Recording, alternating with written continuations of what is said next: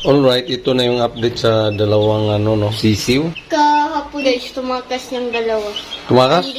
Andito siya. Tumakas sa sahig. Yan. Dalawang Boston Roundhead.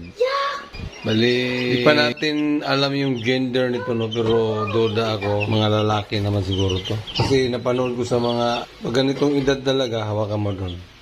Ito? Dito. Panood ko sa mga vlog na pag ganito daw yung pakpak, pag straight, lalaki. Paki-comment na lang kung lalaki ba pag ganito yung kasi nalilito ako kung alin ng lalaki babae nun.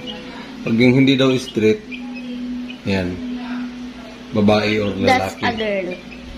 Kaso nalilito ako nito. Hindi ako masyadong ngayon yung isa. Bye! Baka bakla.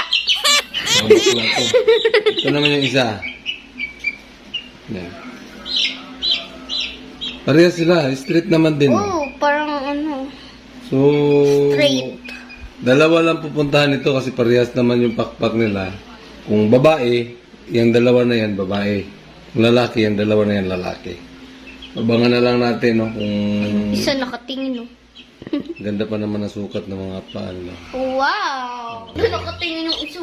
Hindi ko muna binaba dun sa garahe kasi ang lakas ng ulan. Yes. Kawawa naman, dito na lang muna sila. Ayun, no? Wow! Baka matusok yung mata nyo, ah. Mga masigla pa naman. Sana lalaki sila, no? Nakalusot sila kasi may butas yan, kahapon. Kapon dito daw lumusot. Nilaro kasi ng mga bata. So, still nandito pa rin sila sa third floor. So,